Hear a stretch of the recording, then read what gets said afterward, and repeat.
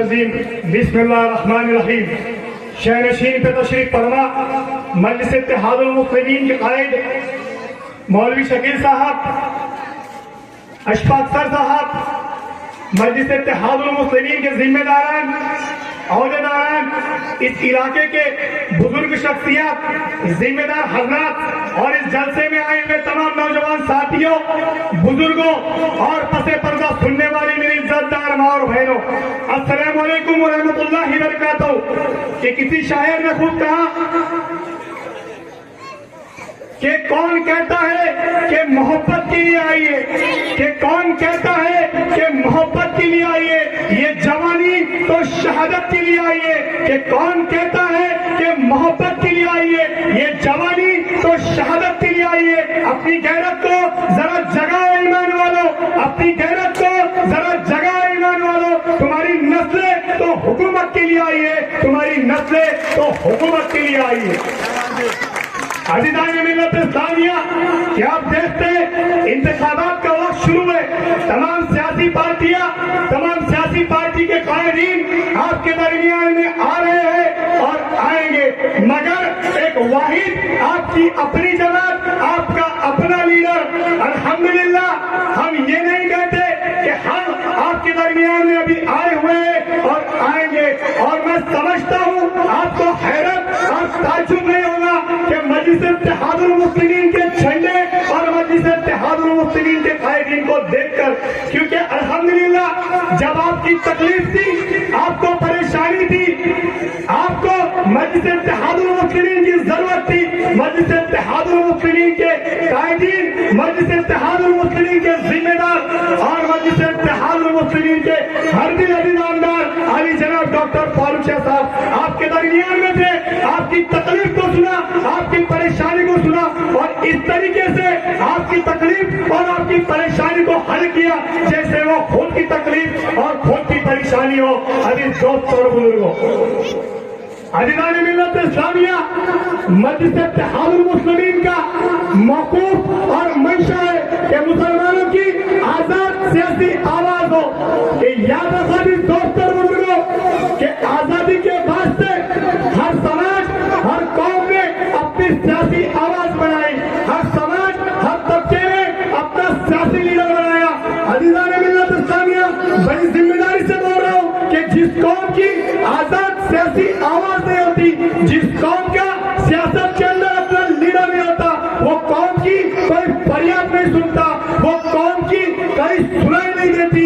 याद रखो दोस्त और बुजुर्गों कि हर समाज का, हर कौम का जब अपना लीडर है तो मुसलमानों का लीडर क्यों नहीं हो सकता सियासत के अंदर। जिस समाज का लीडर नहीं होता, वो समाज बेवा की तरफ फरियाद लगाता है, हाय मेरा सुहाग उजड़ गया। वो यतीम की तरफ फरियाद लगाता है कि हाय मेरा कोई फुर्सत हाल नहीं, कोई तो मेरी मदद करिए, कोई तो मेरी फरियाद को सुनिए। अरे दिन दोस्त और बुजुर्गों, जब तक कि आपकी सुनाई नहीं देगी, जब तक कि आपकी बात हुकूमत नहीं मानेगी, जब तक कि सियासत के अंदर आपका अपना लीडर नहीं होगा, जब तक कि सियासत के अंदर आपका अपना कायद नहीं होगा।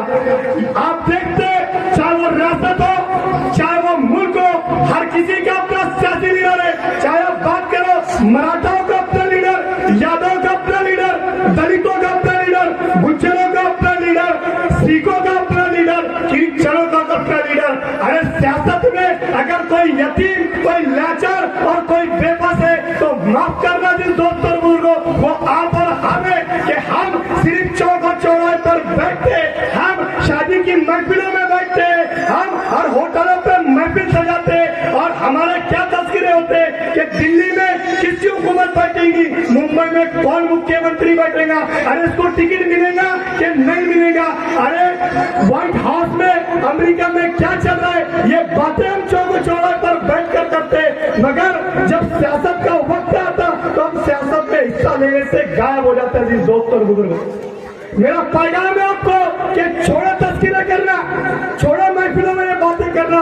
अगर बातें करनी है तो प्लानिंग करो दोस्त और बुजुर्गों कि मेरे महल्ले में क्या तरक्याती काम करना है, मेरे इलाके में क्या तरक्याती काम करवाना है, हमारे शहर से कौन है असेंबली में मुंतखब होकर जाएगा, कौन है जिसने 5 साल हमारे कामों को करवाया? कौन है जो हुकूमत की आंखों में आके डालकर काम करवाना चाहता है? कौन है जो हमारे मसाइलों के ऊपर उठकर बात करेगा?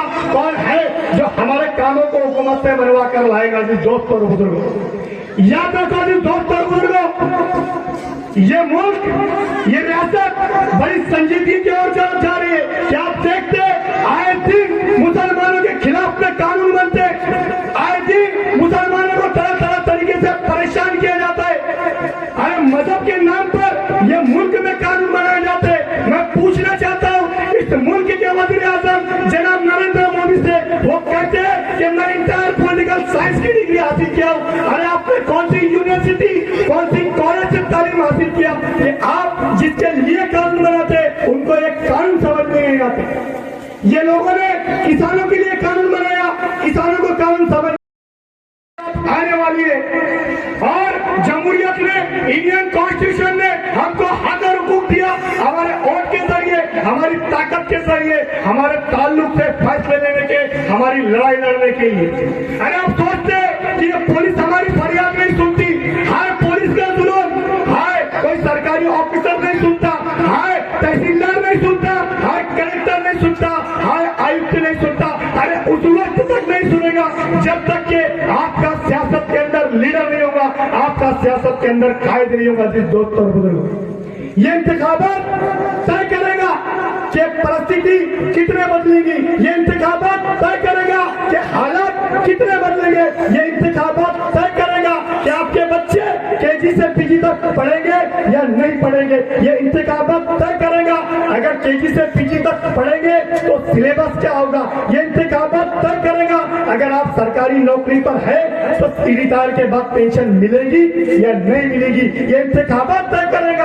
अगर आप प्राइवेट नौकरी पर है तो आपको परमानेंट होगे या नहीं होगे, जब इंतखाबात तय करेगा। तो इंतखाबात ने हमको इंडियन कॉन्स्टिट्यूशन के जरिए हुकूक दिया, हम तय करें कि हमारे जरिए हमारे शहर से कौन ऐवान असेंबली में मुंतखब होकर जाएगा, कौन हुकूमत की आंखों में आके डालकर बात करेगा। दोस्तों और बुजुर्गों, अरे आए दिन आप देखते कि जेसीबी के जरिए मुसलमानों के घरों को तोड़ा जा रहा है। क्या आप देखते ट्रिपल तलाक का बिल लाकर शरीयत में मुदाखलत की जाती है? आप देखते कि एनआरसी लाकर हमारी शरीयत खत्म करने की कोशिश की जाती है? क्या आप देखते CAA जैसा काला कानून मदद के नाम पर बनाया जाता है? क्या आप देखते NPR के जरिए चोर रास्ते से एनआरसी करने की कोशिश की जाती है? क्या आप देखते कि यह मुल्क के अंदर जानवर की खून की कीमत है? दोस्तों बुजुर्गों, मगर मुसलमानों की खून की कीमत है कि जानवर के नाम पर इंसान को कत्ल किया जाता है। आप देखते यदि दोस्तों बुजुर्गों के गाय के नाम पर मुसलमानों को मारा जा रहा है। आप देखते कि दाढ़ी टोपी के नाम के ऊपर मुसलमानों की मॉब लिंचिंग की जा रही है। अरे क्या आपने नहीं देखा तबरेज़ अंसारी हो, जुनैद हो, नासिर हो, ऐसी कई मिसालें जिस दोस्तों बुजुर्गों हमारी आंखों के सामने के मॉब लिंचिंग हुआ। अरे हत्या यूपी बिहार छोड़ो, महाराष्ट्र छोड़ो, हमारे जब दुनिया की पेन निकलती है तो एक बुजुर्गों 70 साल के बुजुर्गों को उनके पोते की उम्र के बच्चे मारते, उनके पोते की बच्चे की उम्र के मारते कि तुम्हारे पास में गोश्त है। क्या आपने नहीं देखा वीडियो के जरिए? अरे हैरत और ताज्जुब की बात उसमें यह है कि जो लोग मार रहे थे वो पुलिस भर्ती का एग्जाम देने के लिए जा रहे थे। कि इनकी ये जहनियत कि जब पुलिस भर्ती का एग्जाम देने के लिए जा रहे और उनकी जहनियत देखिए आप कि किस तरीके से गोश्त के नाम के ऊपर एक बुजुर्ग को मार रहे। क्या तुम्हारे घर में तुम्हारा बाप नहीं है? क्या तुम्हारे घर में तुम्हारे दादा नहीं है? क्या तुम्हारे घर में कोई बुजुर्ग नहीं है? ये हालात अभी दोस्तों बुजुर्गों मुल्क रियासत के बनाए जा रहे, ये हालात शहर के बनाए जा रहे। याद रखो दोस्तों बुजुर्गों, एक तरफ नफरत है तो दूसरी तरफ भाईचारा है, एकता है, मोहब्बत है। आज देखते हैं आप कि बीजेपी के उम्मीदवार आए दिन मुसलमानों के खिलाफ में शर्पसंद अल्फाज इस्तेमाल करते हैं। कभी कहते हैं कि हिंदू वोट देगा और हिंदू विकास करेगा। अरे हम पूछना चाहते तुम्हारे से कि हिंदू ने आपको वोट दिया, ऐवान बल्दिया में 50 से ज्यादा आपको नगर सेवक दिए। अरे क्या विकास करे आपने? आपने वादा किए थे शहर में एक दिन आए पानी देंगे। अरे कहाँ गया पानी? आपने वादा किया था कि शहर को सिंगापुर बनाएगा। अरे खटापुर बनाकर चले गए तुम लोग। ऑफिसर बनाना चाहते हैं दोस्तों और बुजुर्गों, अगर आप चाहते हैं कि आपने जिंदगी मजदूरी में डाली, अगर आप चाहते हैं कि आपने जिंदगी में मजदूरी की नहीं, मेहनत की और अपने बच्चे सुकून की जिंदगी की, तो आपको आज फैसला करना पड़ेगा कि आपको डॉक्टर फारूक साहब को वोट देना पड़ेगा।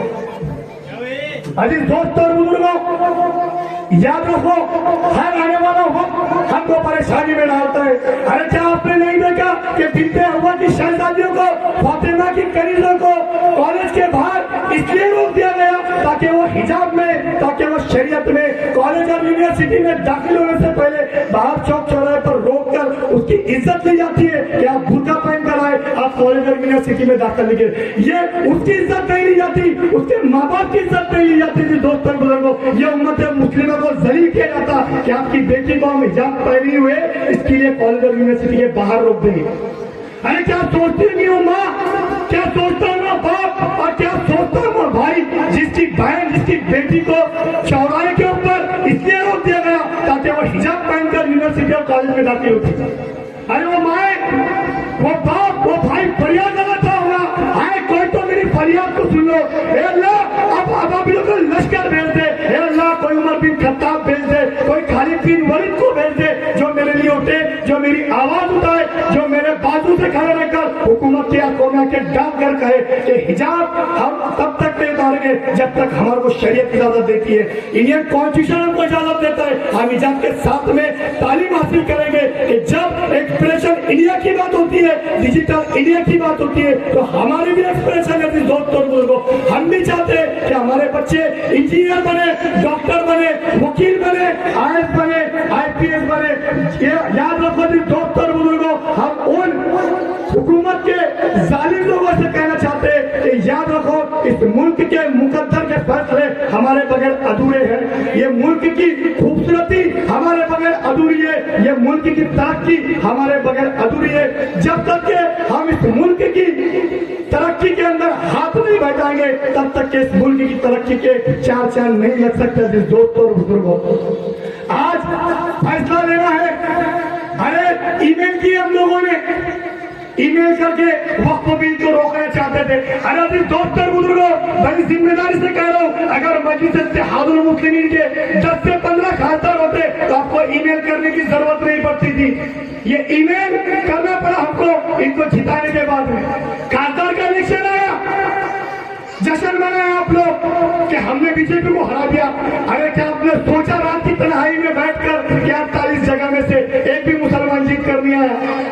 एक औरंगाबाद में था, जिस तरीके से दुनिया में साजिश और मक्कारी शुरू है, इसी तर्ज के ऊपर वहां सीट गिरा दी गई। अरे कौन तुम्हारे मसाइल को उठाएगा, कौन तुम्हारी बात ऐवानों में जाकर करेगा?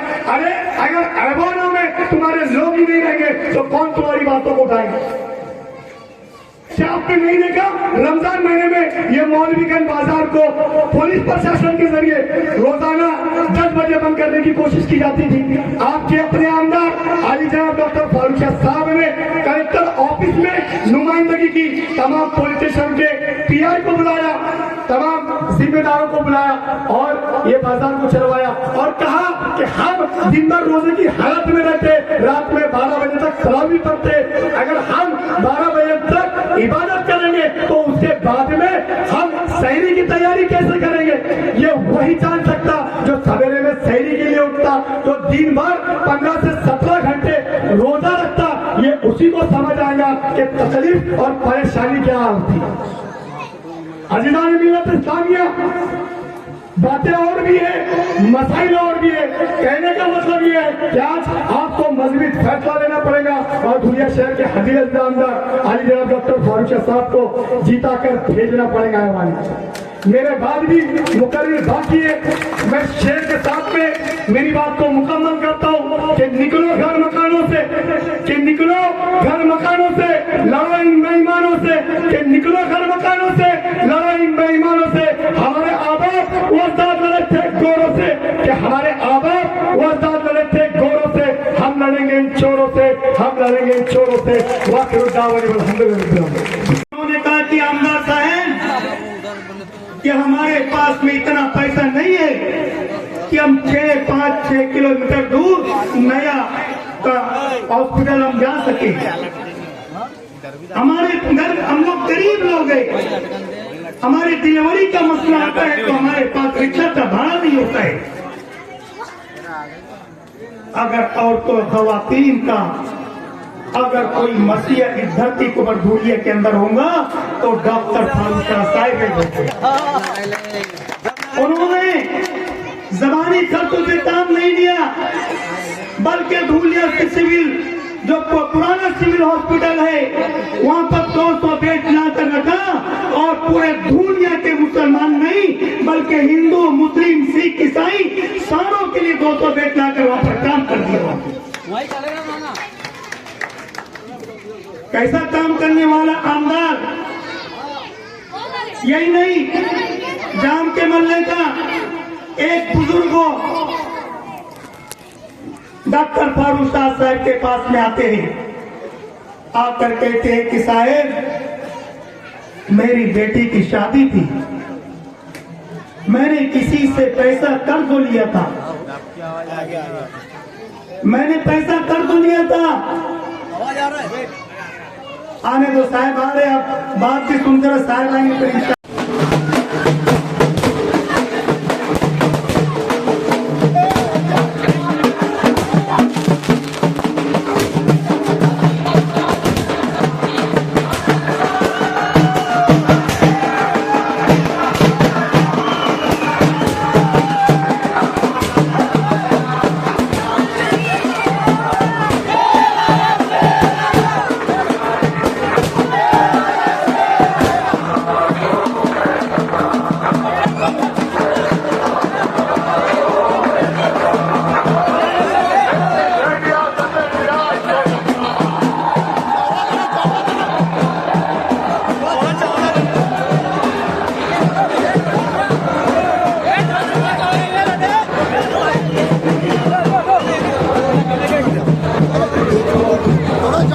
चौड़ा रंगो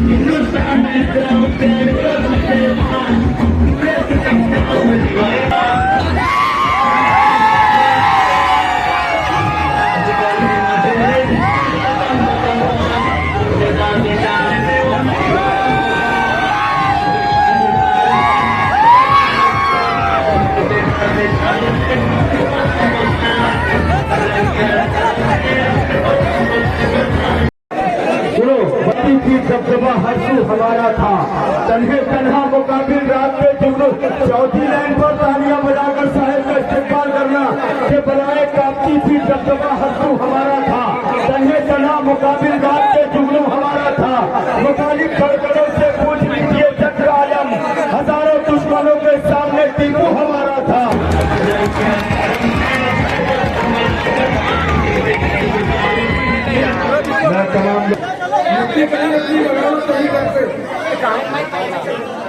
शोहरत के लिए गंदी सियासत नहीं करते, हम करते हैं खुद अपनी हिफाजत यहाँ, क्योंकि कुत्ते कभी शेरों की हिफाजत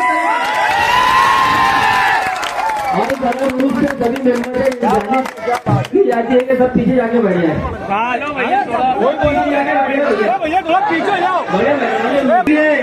बड़े अदब के साथ बैठो, आंधियों को जरा खबर कर दो, आंधियों को जरा खबर कर दो, शेर वापस पलट कर आने वाला है।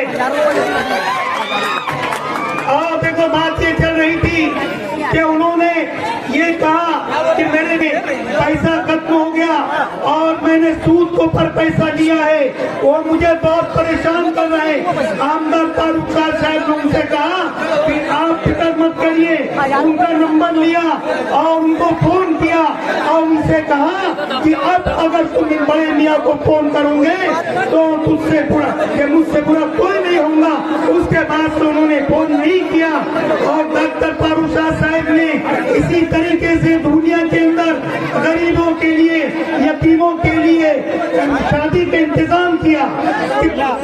साल में 2 मरतबा डॉक्टर फारूक साहब 25 शादियाँ, 30 शादियाँ, 22 शादियाँ, कई 100 शादियाँ इस तरीके से दुनिया के अंदर करवाए।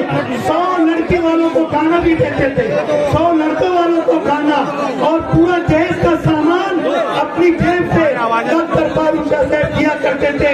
इसलिए मेरे दोस्तों और भाइयों को बहनों, डॉक्टर फारूक साहब को लाने के लिए 4 बहुत जरूरी है। एक तो तमाम मसाइल वो अकाइद के तहफ़्फ़ुज़ के लिए डॉक्टर फारूक साहब को लाना है। नंबर 2, बुनियादी हुकूक की फराहमी के लिए डॉक्टर फारूक साहब को लाना है। तीसरा, तरक्की की यकसा मौक़े के लिए डॉक्टर फारूक साहब को लाना है। और चौथा, अदल व इंसाफ का क़याम के लिए डॉक्टर फारूक साहब को एक आला तालीम याफ्ता को दुनिया के अंदर दोबारा उनको चुनकर लाना है, ताकि हमारे दुनिया के अंदर जो भी इत्तेफाक इत्तेहाद का कौमी यकजहती का माहौल है, ये माहौल बाकी रहने साहब के आने की वजह से एक आखिरी बात बोलकर ये अपनी बात को खत्म कर लो। ये ग्रुप के जिन बच्चों ने इस प्रोग्राम को लिया है, इनका मौलवीगंज के अंदर किसी दुकानदार से कोई मसला हो जाता है, रमजान मुबारक के महीने के अंदर सारे लोग, शहर के लोग तमाशा देख रहे थे। यहाँ तक के करीब तक के मौलवीगंज की दुकानें बंद हो जाती, लेकिन डॉक्टर फारूक साहब को अल्लाह जज़ाए खैर दे, उन्होंने एक चीज को महसूस किया कि अगर मौलवीगंज बंद हो जाता है, कितने लोगों को रोजी रोटी का मसला बंद हो जाता है। साहब ने उस मीटिंग के अंदर ये हुआ कि सामने वाले का उन्होंने कहा कि मेरा 50,000 का नुकसान हो गया। डॉक्टर फारूक साहब ने फौरन खड़ा होकर मुझसे कहा कि मौलाना शकील आप ऐलान कर दो, ये हमारे भाई का नुकसान 50,000 का हुआ है, तो डॉक्टर फारूक साहब अपनी जेब से नहीं ले सकते। लोकेशन मार दो। वही शकील साहब कह रहे हैं कि आपने मुझे 2019 में आमदार बनाया, तो मैंने उसका हक अदा किया क्या नहीं किया? तो पब्लिक में से लोगों से पूछा जा रहा है, तो हक अदा आप बता दो, काम किए कि नहीं, हक अदा किए कि नहीं किया? बराबर, इधर भी हाथ ऊपर है। इससे पता ये चलता है दोस्तों कि इतनी सवाल लेना, लोगों को बताना, लोगों को समझाना, इसकी जरूरत थी नहीं। तजुर्बा नहीं लिया था और वो तजुर्बा बिल्कुल कामयाब हुआ। दोस्तों, हमारे जो हिंदू भाई है वो क्या कर रहे हैं, थोड़ा सा मैं आपको एक चीज तो सुनाऊंगा, तो देखिए आप भैया बंद करो जरा।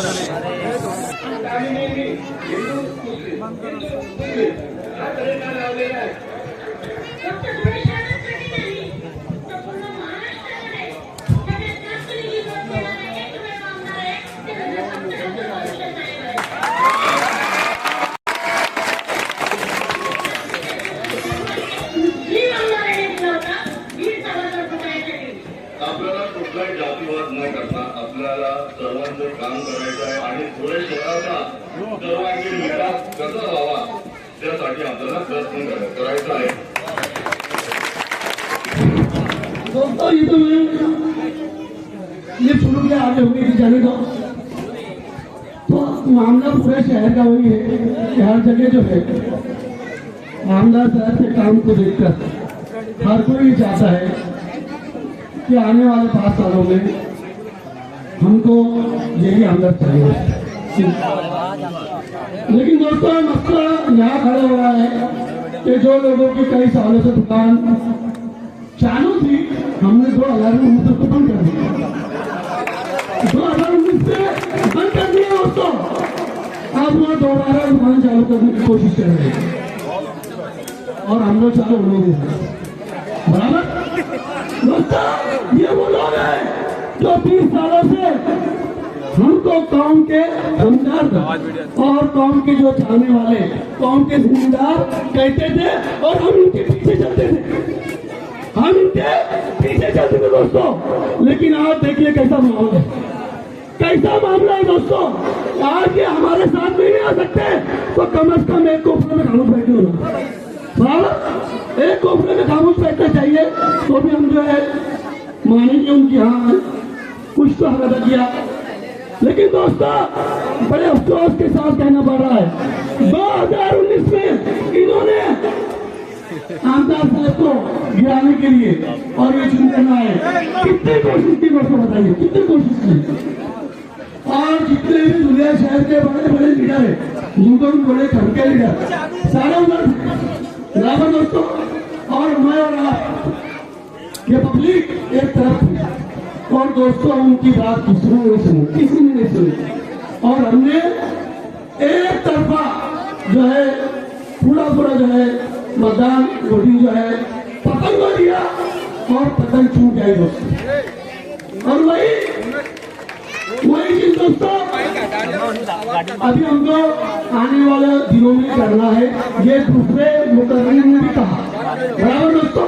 और बहुत सारे काम तो आमदार होने के बाद जो हुए वो बताए, भाई भैया ने जो बताया, जो बात उन्हें बताई दोस्तों, यकीन मानिए दिल में हाथ रख के बोलो, चाहे आप कितना भी मुखलिस आमदार हम इनके अलावा क्यों लेके आए, क्या वो ऐसे कर सकता है, क्या कर सकता है, नहीं कर सकता दोस्तों। मेरी आंखों में आंसू आ गए क्योंकि मैंने उन माँ बहनों की जगह मेरी सगी माँ बहन तस्वीर कर लिया, मैंने तस्वीर कर लिया बात को, तो मुझे जो है आंसू जो है आंखों से निकल गए दोस्तों। और दूसरा कोई भी आमदार दोस्तों ये काम नहीं कर सकता। और दोस्तों मेरे से ज्यादा आपको कहीं सकता है, ये मैं समझता हूँ। आप लोगों ने खुद देखा है ये जो आमदार है ये कोई नहीं है हमारे लिए, हमने इनको कई बार ठोकर मार दिए, कई बार ठोकर मार दिए। ऐसे आमदार यहाँ पर हमारे सामने आया आमदार होने के लिए। और दोस्तों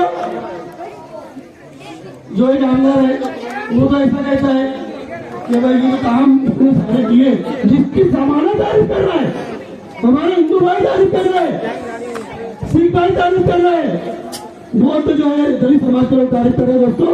अभी 2 दिन पहले मैं वहाँ पर आमदार साहब के ऑफिस में था, 2 दलित भाई आए और बात करने लगे, तो एक ने कहा कि त्यांना भेटलो म्हणे कैसा करायचं काय करायचं, तो त्यांनी सांगितलं की आम्हाला फक्त जे आहे आमदार फावच्या यांचे काम करायचं होतं, त्यांनी आम्हाला जे निधी दिली म्हणे आजपर्यंत कोणी दिली नाही, बराबर दोस्तों इतनी निधि दिला है और बाकी मैं उसको रिपीट नहीं करूँगा दोस्तों। लेकिन अभी हमारे जो खड़े ने कहा कि हमें मुत्तहिद होना है, क्या होना है, मुत्तहिद होना है। अभी दोस्तों वो भी आएंगे और वो भी ये बोलेंगे कि हमको मुत्तहिद होना है, तो क्या करेंगे, वो क्या बोले मुत्तहिद होना है। अरे ऑलरेडी 99% मुत्तहिद है, ऑलरेडी 99% मुत्तहिद है, तो तुम इधर आ जाओ, तुम इधर आ जाओ। खेल क्यों खराब कर रहे, खेल क्यों खराब कर रहे, छोटे बच्चे बने ना, ये छोटे बच्चे बने, इनको भी मालूम है खेल खेलते ना, तो कौन बच्चा खेल खराब करा, इनको भी मालूम है, बराबर दोस्तों। अगर वही तुमने बोलते हैं मुत्तहिद हो जाओ, तो दोस्तों मुझे शर्म आना चाहिए, शर्म आना चाहिए दोस्तों। बताया कि तजुर्बात से जो चीजें हमने सीखी है, आपने देखा है, तो वो लिहाज से दोस्तों हमें बिल्कुल अभी कागजात के मामले के अंदर दोस्तों कि हमें उसको आने नहीं देना था, हमें उसको आने नहीं देना था दोस्तों, तो हमने कैसी की और दोस्तों आमदार साहब की तारीफ मैं करूं, आप सुने, समझ में सबके आता है, बराबर दोस्तों। कि दुनिया मतदार के अंदर एमआईएम के 2 आमदार, एक मालेगांव में एक दुनिया में। और दोस्तों तो खासदार के अंदर एमआईएम की सीट लड़वानी चाहिए था, बराबर दोस्तों, लड़ना चाहिए था। लेकिन दोस्तों अगर ये बात मैं डॉक्टर साहब से करूं कि आप मत लड़ो, तो ये मुझे भी अच्छा नहीं लगेगा। लेकिन दोस्तों उन्होंने खुद ये फैसला किया है और हमारे जो असद साहब हैं उनसे बात की, उनको मनवाना पड़ा सिर्फ दोस्तों तुम्हारे और हमारे लिए।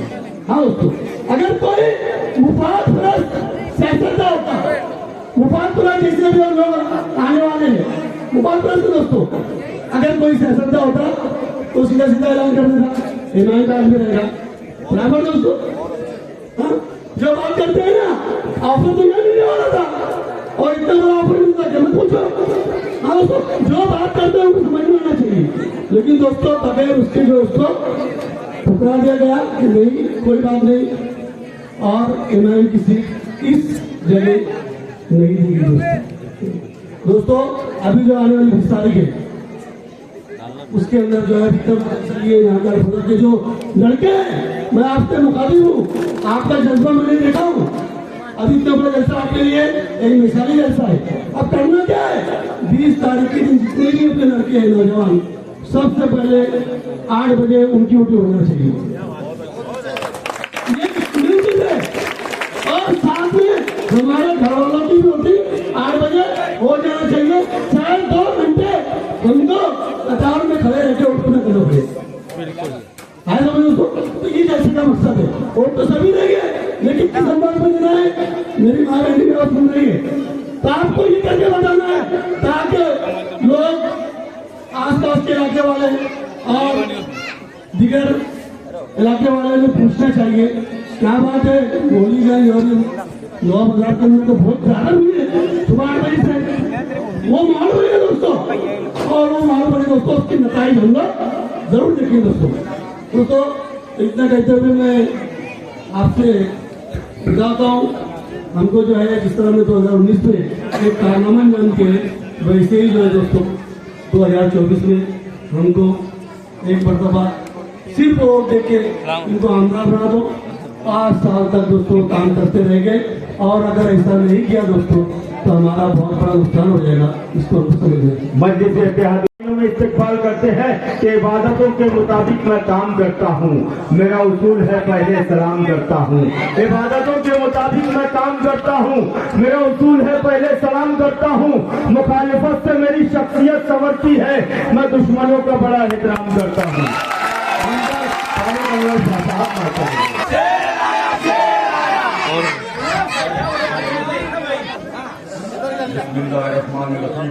अंदर मत जाओ।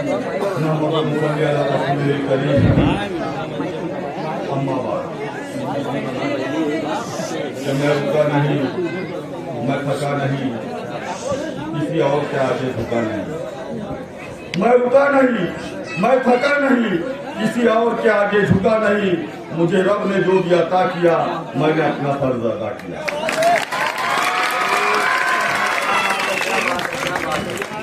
आज के इस अजीमुशान जलसे के सदर, इस मोहल्ले की मशहूर शख्सियत मोहम्मद सादिक भैया उर्फ बुखारी सेठ, आज ये जो प्रोग्राम का जिसने इनेकाद किया है, मेरा छोटा भाई नदीम अंसारी,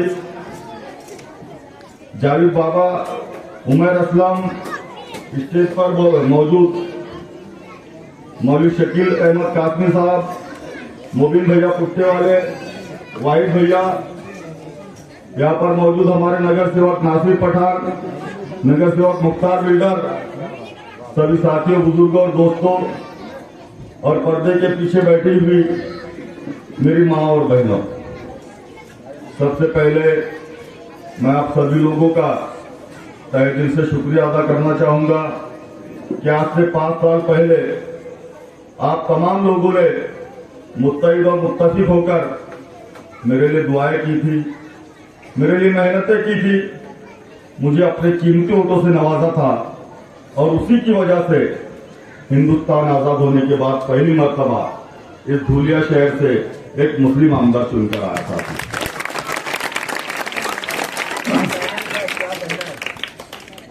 आप लोगों ने देखा कि जिस वक्त मैं चुनकर आया, हमारी रैली चल रही थी, जो जीप की रैली जिसको बोलेंगे, उस रैली में मैं एक जीप के ऊपर खड़ा हुआ था और मैं सभी तरफ का जायजा ले रहा था। तो मैंने देखा कि हमारे नौजवानों में बहुत खुशी की लहर थी, बहुत जोश था। उसी के साथ साथ जो हमारे बुजुर्ग हजरात थे वो भी बहुत खुश नजर आ रहे थे। उसके साथ जो हमारी माँ बहनें, उनकी खुशी की ऐसी इंतहा कि वो हाथों में एक बेलन और परात लेकर जश्न मना रही थी। यकीन जानिए उस रात मैं सो नहीं पाया। मैंने अल्लाह रब्बुल इज्जत से दुआएं की कि अल्लाह पाक, ये लोगों ने जो मेरे लिए मेहनतें की है, मेरे लिए दुआएं की है, मुझे अपने कीमती वोटों से नवाजा है, तो अल्लाह पाक इन तमाम लोगों ने मुझसे जितनी उम्मीदें लगाई है, उन तमाम लोगों की तमाम उम्मीदों को मैं पूरा कर सकूं, ऐसी कुव्वत और ऐसी सलाहियत अता करना। अल्लाह का शुक्र है, अल्लाह पाक ने मेरी दुआओं को सुना और मैंने अपना काम करना शुरू किया। अभी मेरे कामों के ताल्लुक से हमारे अशफाक सर ने बताया, मौलवी शकील अहमद साहब ने बताया, और आप लोगों ने भी खुद देखा कि मैंने न सिर्फ मुसलमान ही नहीं बल्कि इस शहर में जितने समाज के लोग हैं उन सब के काम को करना अपना फर्ज समझा। और आज उसका नतीजा हम लोग देख रहे हैं कि धुलिया शहर में न सिर्फ मुसलमान बल्कि दलित भाई, सिख भाई, हिंदू भाई, तमाम समाज के लोग आज खुश हैं और वो ये कहते हैं कि इसके बाद भी हमको आमदार फारूक शाह इस शहर का आमदार चाहिए। अभी हमारे अशफाक सर ने बताया कि अल्लाह का शुक्र है, जो सामान्य जनता है, जो अच्छे लोग हैं, वो सब खुश है, लेकिन जो कुछ दुखी आत्माएं हैं, जिनकी दुकानें बंद हो चुकी है, कि पहले आप लोगों को बताना चाहूंगा कि हमारे इलाकों में काम क्यों नहीं हुआ करते थे। उसकी वजह यह है कि जो कौम के दो चार दलाल वहां जाकर अपने पूरी कौम और पूरे समाज का सौदा कर लिया करते थे और आप लोगों के नाम पर पैसे लेकर आया करते थे। फिर उसके बाद आप बताइए कि जो आमदार चुनकर आएगा वो आपके काम क्यों करेगा। वो तो यही समझता था कि मैंने मुसलमानों को वोट के बदले नोट दिया हूं और आप लोगों के इलाकों में काम नहीं हुआ करता था। लेकिन मैं सलाम करता हूं दुनिया की जनता को कि आप लोगों ने 2019 में किसी भी पुडारी और किसी भी लीडर की चलने नहीं दी। आप लोगों ने अपने दिल से सोचा, अल्लाह पाक ने आप लोगों के दिलों में ये बात डाली कि अब हमको किसी औरों के पैर नहीं पकड़ना है बल्कि अपने वाले का हाथ पकड़ना है। अल्लाह का शुक्र है, आप लोगों ने देखा कि मैंने चुन के आने के बाद हर शोबे में, हर फील्ड में, हर क्षेत्र में काम किया, चाहे वो तालीमी लिहाज से हो, चाहे वो तरक्याती लिहाज से हो। आप लोगों ने देखा कि गुज़िश्ता दिनों में ऐसे हालात थे हमारे पूरे शहर के कब्रिस्तानों के कि वहां पर हिफाजती दीवार, वॉल कंपाउंड न होने की वजह से जानवर घुस जाया करते थे। हमारे बुजुर्गों की कब्रों को तहस नहस कर दिया जाता था। हमारे बुजुर्गों की कब्रों की बेउर्मती हुआ करती थी। लेकिन इसके पहले जितने आमदार आए उन्होंने सिर्फ चॉकलेट देने का काम किया, क्योंकि वो लोग सियासत करते थे। और मैं आप लोगों से, अपने समाज से, अपनी कौम से मोहब्बत करता हूं। असदुद्दीन ओवैसी साहब का एक शेर है कि मोहब्बत कौन करता है, सियासत कौन करता है। मोहब्बत कौन करता है, सियासत कौन करता है, मुझे मालूम है मेरी हिफाजत कौन करता है। हम ने लाज रखी है बुजुर्गों की यहाँ, वरना सभी टुकड़ों पे बिकते हैं बगावत कौन करता है। साथियों, देवपुर के कब्रिस्तान की मिसाल आपको बताना चाहूंगा कि वहां पर दीवार न होने की वजह से जानवर कब्रों में घुसते थे, और हमारे जो नगर सेवक नासिर पठान, शहीद बेग, गनी डालर, ये लोगों ने कई बार कोशिश की कि देवपुर कब्रिस्तान की दीवार बनाई जाए। तो वहां से कुछ लोगों ने विरोध किया और ये कहा कि यहाँ पर अभी स्टे है। ये सब लोग मेरे पास आए, मुझे सब बताया, तो मैंने उनसे कहा कि इसके पहले आपका आमदार नहीं था, लेकिन अल्लाह का शुक्र है अभी आपका आमदार है। मैंने वहां जाकर वो कब्रिस्तान के स्टे को हटाया और बेहतरीन तरीके से न सिर्फ वो वॉल कंपाउंड बनाया, बल्कि कब्रिस्तान में जितनी जरूरियात थी वो तमाम जरूरियात को पूरी करके दिया साथी। इसलिए कहते हैं कि न हम सफर न किसी हम नशी से निकलेगा। आप लोगों ने आपका आमदार चुनकर दिया, और आपके आमदार ने सिर्फ वो देवपुर ही नहीं, जलाल शाह कब्रिस्तान, मुगलई कब्रिस्तान, जूना धुलिया कब्रिस्तान, 40 गांव रोड कब्रिस्तान, नया मोमिन कब्रिस्तान, इसके अलावा जो इतराफ के जितने देहात के कब्रिस्तानों की हालत खराब थी, चाहे वो नेर का कब्रिस्तान हो, चाहे वो आर्मी का कब्रिस्तान हो, चाहे वो नेहलोक का कब्रिस्तान हो, चाहे वो सोनगिर का कब्रिस्तान हो, इन तमाम कब्रिस्तानों के काम मैंने किया। अल्लाह का शुक्र है, मैं अपने आप को खुशनसीब समझता हूँ।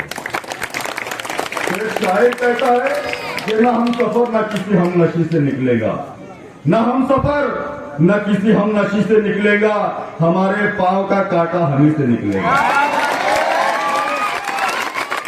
तो साथियों, आप लोगों ने देखा यार, हमारी माँ बहनें भी बैठी है, इन लोगों को किस तरह की तकलीफ हुआ करती थी।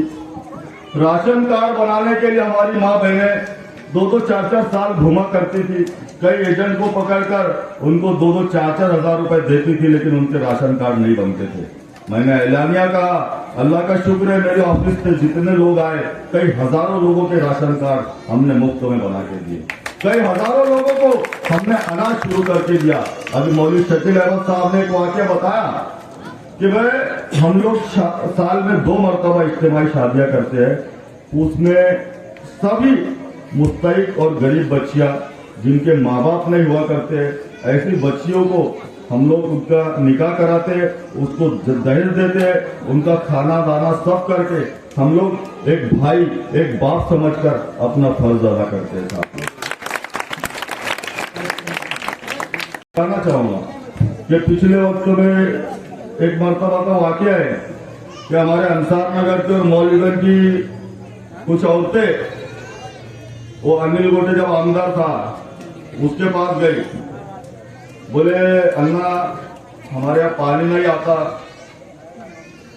तो हमारी मदद करो। तो अनिल गोटे का जवाब सुनिए, अनिल गोटे क्या बोलता कि बोले तुम्हारे लोग 8 दिन में एक बार नहाते, बोले तुमको पानी की क्या जरूरत। बोले ये फर्क होता है गैर में और अपने में। मेरे पास कुछ लोग आए, उन्होंने कहा कि हमारे यहाँ पानी की बहुत किल्लत है, मोबिन भाई पुट्ठे वाले इस बात के सबूत है। इन्होंने कहा कि अंसार नगर में एक पानी की टाकी बना कर दो, और मैंने बना कर दी। अभी दूसरी पानी की टाकी का काम नेशनल स्कूल के पास भी शुरू किया। तो साथियों, हर तरह से मैंने जो आप लोगों ने मुझे एक वोट दिया था उसका हक पूरी तरह से अदा करने की कोशिश की। आज आप लोग देख रहे हैं कि क्या हालात है। ये जो हमारे विरोधक है, उन्होंने देखा कि फारूक शाह ने न सिर्फ मुसलमानों के काम किए बल्कि हर समाज के लोगों के काम किए, तो अब फारूक शाह को 1 by 1 हराना मुश्किल है। तो इसलिए उन्होंने क्या किया, पहले कोशिश की कि भाई धुलिया के मुसलमानों को उचकाकर उनको लालच दी जाए और उनको फारूक शाह के सामने खड़ा किया जाए, ताकि मुसलमानों की वोटों का बंटवारा हो और फारूक शाह गिर जाए। लेकिन हमारे जो शहर के लीडरान है, मुस्लिम लीडरान उन्होंने इस बात से इनकार किया और उन्होंने ये कहा कि फारूक शाह हमारा बच्चा है, हमारा भाई, हमारा बेटा है, अच्छी तरह से कौम और समाज की खिदमत को अंजाम दे रहा है, तो हम उसकी मदद करेंगे, उसके सामने हम लोग फॉर्म नहीं भरेंगे।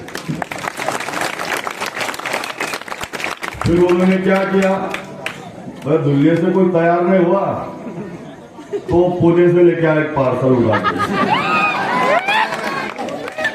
पहले वो अजीत दादा का बेटा था, अपने अजीत दादा का कार्यकर्ता था, उसके बाद में वो बोले मैं आपको आसिम की साइकिल साइकिल साइकिल। अरे भैया साइकिल अब बंद हो गया, मोटरसाइकिल का जमाना है।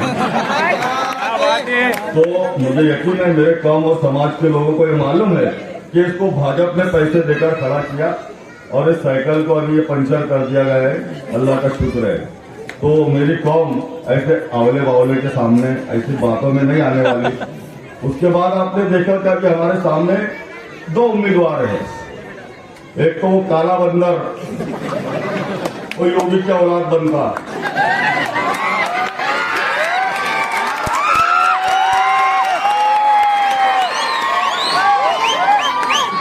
वो डामर चोर बोलता, बोले अरे भाई वक्त का मेरा बोलने तो भाई, वो डामर चोर बोलता, बोले मुसलमानों की बस्तियों पे बुलडोजर चलाऊंगा। ये तेरा बाप टाइगर अभी जिंदा है।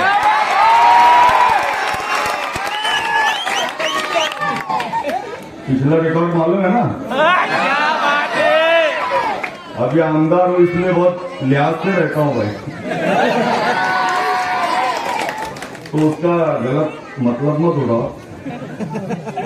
एक डायलॉग है ना कि हम शरीफ क्या हुए, हम शरीफ क्या हुए, सारी दुनिया बदमाश हो गई। लेकिन जहां मेरी कौम और मेरे समाज की बात आई ना, फिर से हथियार उठाना जानता हूं। अभी दूसरा एक उम्मीदवार है, वो बोचरे अनिल गोटे, सफारी गार्डन। एक बार आमदार था, स्टेशन रोड की मस्जिद को शहीद किया जाने वाला था। वाइट भैया आप गौर से सुनिए बात। तो हमारे कुछ उलमाए कराम उसके पास गए और वो गोटे को बोले कि अरे अन्ना, बोले तुम आमदार हो, हमारी मस्जिद को तोड़ने का चल रहा है, बोले तो तुम मदद करो। तो वो बोचरिया बोलता नहीं, बोले मैं RSS तो हूं, बोले तुम बोले कदम बाड़िया को वोट करते ना, उसके बाद जाओ, मैं तुम्हारी मदद नहीं करूंगा। वैसे जो हमारा असेंबली का इजलास चलता, अधिवेशन चलता, उसमें एक बार उसने क्या बोला था, हमारे जो वारिस पठान उस वक्त का आमदार थे, MIM के आमदार, तो उनको 5-6 कुत्तों ने घेर लिया, उसमें बोचरा कुत्ता भी था अनिल गोटे। बोले तुमको हिंदुस्तान में रहना होगा तो वंदे मातरम कहना ही होगा, नहीं तो चले जाओ पाकिस्तान। क्यों जाए भाई, तेरे बाप का हिंदुस्तान। किसी पागल के कहने पर किस तरह छोड़ दे हम, किराए से लिया हुआ मकान थोड़ी है, सभी का खून है शामिल यहाँ की मिट्टी में, किसी के बात का हिंदुस्तान चाहिए। दोस्तों सिर्फ 2 मिनट बचे, 2 मिनट में आप तमाम लोगों से, यहाँ मेरी माँ बहनें बैठी है, इन तमाम लोगों से गुजारिश करना चाहता हूँ कि आप अगर इन दोनों जातिवादों के मुंह पर थप्पड़ मारना चाहते कि नहीं, बोलो माँ बहनों, चाहते हैं ना? उसके लिए आप लोगों को 20 तारीख के दिन सुबह 7 बजे उठना पड़ेगा। फजर में सुबह 7 बजे उठकर आप अपनी शहादत वाली उंगली पर जो स्याही का निशान लगाए ना, एक निशान लगाए तो एक उसके मुंह पे तालिब लगेगी, तो स्याही का निशान लगाकर आपको पतन का बटन दबाना पड़ेगा। तब ये दोनों, ये जो जातिवाद है ना, इनके मुंह पर जाकर तमाचे लगेंगे। और आज आप लोगों से ये वादा करता हूं, इसके पहले मैंने कभी वादे नहीं किए, मैं कभी झूठ नहीं बोलता। मैं जो बोलता हूँ वो करता हूँ, और मैं जो नहीं बोलता वो डेफिनेटली करता हूँ। मैंने पिछले टाइम में आपसे कोई भी वादा नहीं किया था, लेकिन आप लोग एक सवाल पूछना चाहूंगा। इसके पहले आप लोगों ने कई लोगों को वोट दिया, उन्होंने आप लोगों के वोटों का इस्तेमाल किया। 5 साल आप लोगों को मुंह भी नहीं बताया, लेकिन 2019 में आप लोगों ने मुझे वोट दिया, तो आप लोग हक़ुल ईमान बताइए कि मैंने आप लोगों के वोटों का पूरा हक अदा किया नहीं। उंगली उठाकर बताइए, सातों उंगली बताकर। मैंने अपनी बात को खत्म करने से पहले अल्लाह रब्बुल इज्जत से यह दुआ करूंगा, यह इल्तिजा करूंगा कि अल्लाह पाक तूने मुझे आमदार बनाकर मुझ पर जो जिम्मेदारी दी थी, अगर उस जिम्मेदारी को मैंने पूरी मेहनत और पूरी ईमानदारी के साथ अगर अदा किया हो, तो अल्लाह पाक तो मेरी मदद, मेरी नुसरत फरमाना। वो आखिर दावा अल्हम्दुलिल्लाह रब्बिल आलमीन। ऊपर आ जाओ, आमदार साहब का और आज के सत्र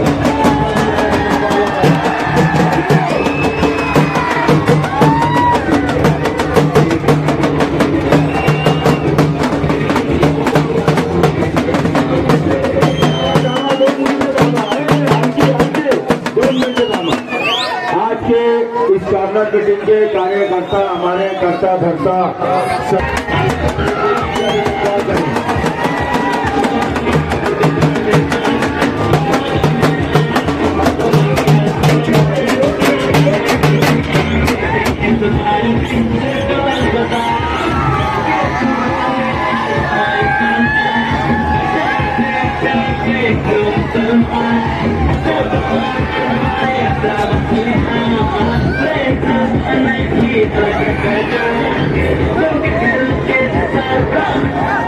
हमारे दरमियान में हमारे आसिफ दादा का सत्कार असलम भाई करेंगे। आसिफ दादा का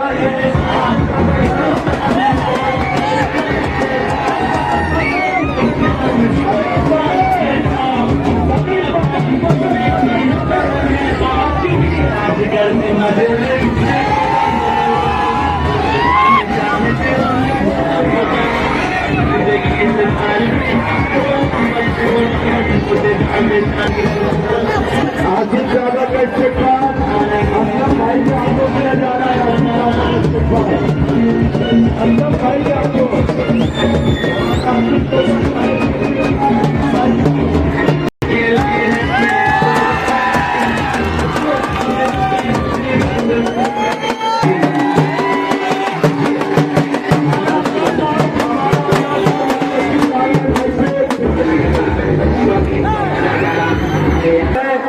मैं आप लोगों से गुजारिश करूंगा कि हाथ उठाकर बताएं। तमाम खवातीन से गुजारिश करूंगा, हमारे आमदार साहब भी हाथ उठाकर बताएं, उनसे दुआओं के लिए हाथ उठाए। तमाम हमारी लेडीज से गुजारिश हाथ उठाकर दुआएं करें। 20 तारीख को